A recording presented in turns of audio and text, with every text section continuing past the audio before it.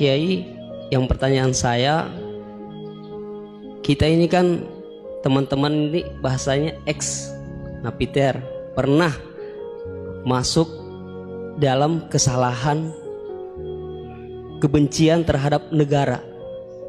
Bahkan diantara kita ini ingin membentuk negara sendiri, ya kan? Apalagi kami dari Poso, terutama MIT, Mujahidin Indonesia Timur, itu pengen bentuk komunitas bahkan negara di Poso gitu. Artinya ada kebencian-kebencian. Nah, bagaimana? Karena kami dulunya punya doktrin negara ini negara yang togut gitu loh.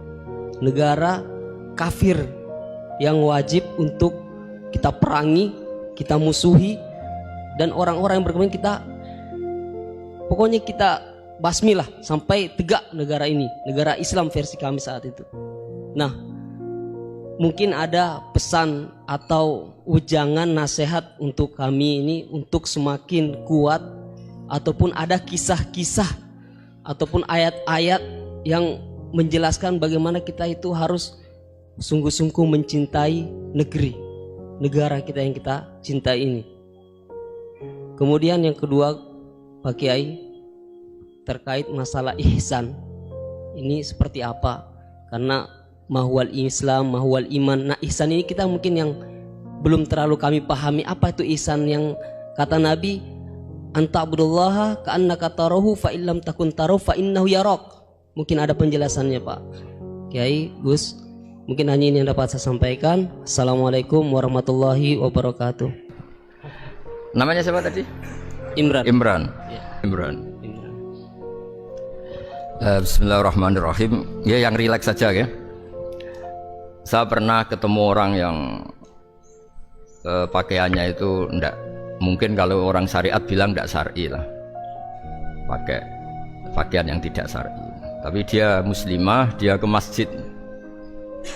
Saya ditanya sama seseorang, Gus, kok sama orang gitu mau bertemu gitu. Karena terus saya bilang, kenapa? Dia pakaiannya ada islami gitu. Oke, dia tidak pakaian Islam itu nyata, tapi dia ke masjid itu Islam, ya tetap sholat itu Islami.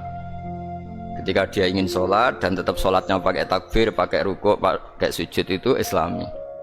Wong setelah di masjid ya pakai mukena, pakai. Kalau sama-sama nyata, Anda kan boleh ngingat sama-sama yang fakta. Gitu. Dia punya kesalahan dalam berpakaian, dia punya kebenaran dalam sujud, dalam rukuk, dalam ibadah.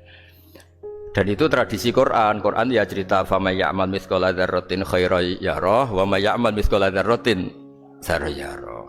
Apa susahnya sih ingat dua-dua sisi itu? Sama bernegara atau bertetangga, kita bayangkan jangan bernegara dulu, terlalu luas, bertetangga saja ukuran. Karena nanti sama, bernegara sama bertetangga itu hadisnya sama. Kita di kampung itu ya ada masjid, dan orang-orang yang enggak sholat juga nyumbang masjid. Bahkan ada yang nyumbang masjid banyak terus tidak sholat karena keramik saya sudah sholat katanya. Saya pernah ketemu orang model gitu itu ya ada. Jadi, tapi ada juga yang sholat terus tapi nggak pernah nyumbang masjid. Ya orang banyak. Intinya itu Allah itu punya tradisi, punya sunnatullah. Kebaikan ya dihitung, kejelekan juga dihitung. Dulu ketika Rasulullah SAW hidup bersama komunitas yang majmu', itu sebetulnya permintaannya Nabi, jangan halangi kami saat mau beribadah. Dulu sampai perang karena mereka menghalangi. Sebenarnya problem mereka wa yasudduna an sabilillah, menghalangi. Sebenarnya kalau dulu saling toleransi ya gak ada masalah. Artinya ketika Anda ingin sholat di Indonesia gak dihalangi, ingin pengajian gak dihalangi, sebenarnya ini gak ada masalah. Ya, soal ada kebaikan, ada keburukan ya mulai Nabi Adam sampai sekarang sampai kiamat. Itu cara pandang. Jadi cara pandang kita terhadap orang lain itu harus hal-hal yang nyata. Kalau kesalahan mereka nyata, kebaikan mereka juga nyata. Kenapa kita hanya ingat sisi yang jelek, tidak ingat sisi yang baik? Saya sering cerita ke santri-santri saya, bahkan setiap saya pengajian diundang orang di mana-mana itu saya mesti istighfar. Karena gak ada pilihan. Saat saya datang ke pengajian di Sulawesi misalnya, saya tinggal ngaji di sini. Saat saya ngaji di sini, ninggal undangan yang di sana. Hidup itu tidak banyak pilihan, meninggalkan kebaikan, melakukan kebaikan. Artinya gini, dalam kebaikan saja ada kebaikan yang ditinggalkan.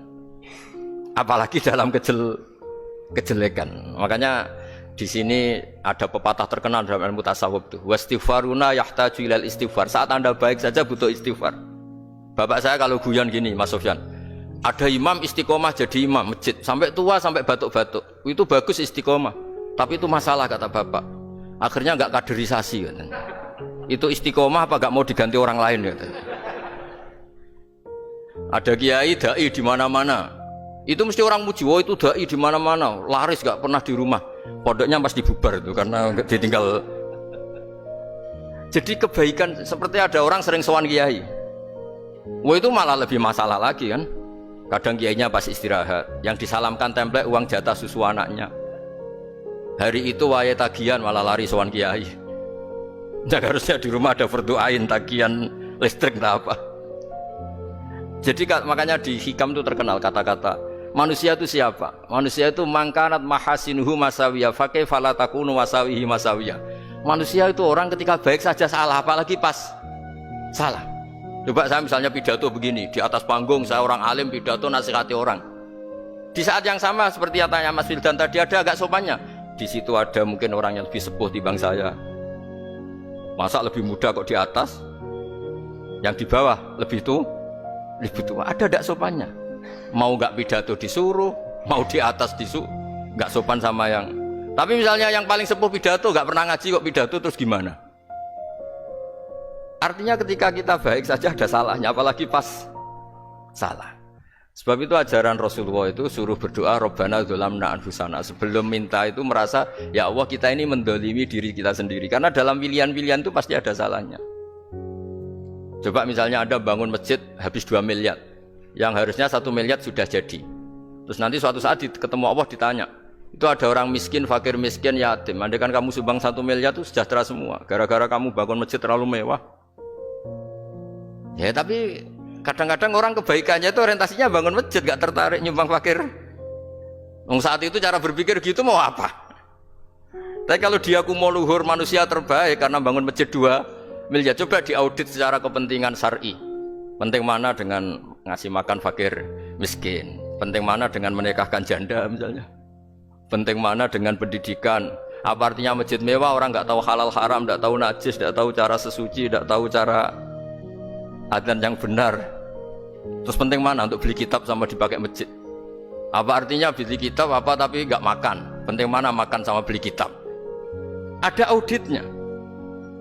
Makanya manusia itu ketika baik pun disuruh istighfar, apalagi ketika salah. Nah dengan perasaan seperti itu kebencian pada orang lain luluh karena potensi baik pada orang lain ternyata tinggi dan potensi salah ke kita juga tinggi. Nah dilatih gitu. Jadi di Ihya itu ada kitab tawaduk.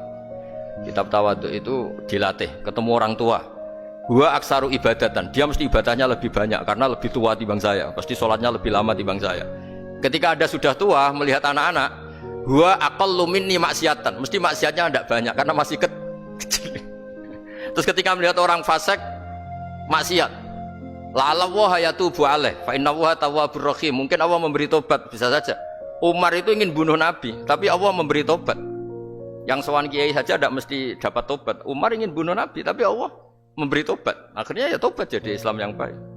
Dalam sejarah Wali Songo, Kalijogo sowan Sunan Bonang itu ingin garong, tapi malah jadi muridnya jadi wali. Kalau Allah sudah menghendaki tidak ada ya. Perang Uhud orang Islam kalah itu karena panglimanya siapa? Khalid bin Walid. Tapi dia malah yang dapat hidayah. Nah sama orang yang sekarang Anda benci bisa saja Allah merencanakan ada apa? Hidayah di situ. Dan kita yang merasa benar jangan saja ada rencana Allah bikin kita su'ul khotimah, na'udzubillah min dzalik, kan tidak pernah tahu. Nah dari tidak pernah tahu itu orang diusahakan tawadhu. Wa ma adri ma yuf'alu bi wala bikum, kita tidak pernah tahu. Makanya meskipun saya ini kiai terus kata orang banyak itu ketok, kalau istighfar ya nangis betul ya. Cuma kan nggak perlu di depan umum. Nanti ada penampilan kan ribet kan nanti. Sudah nangis gak ikhlas, gak mutu. Ya gitu ya.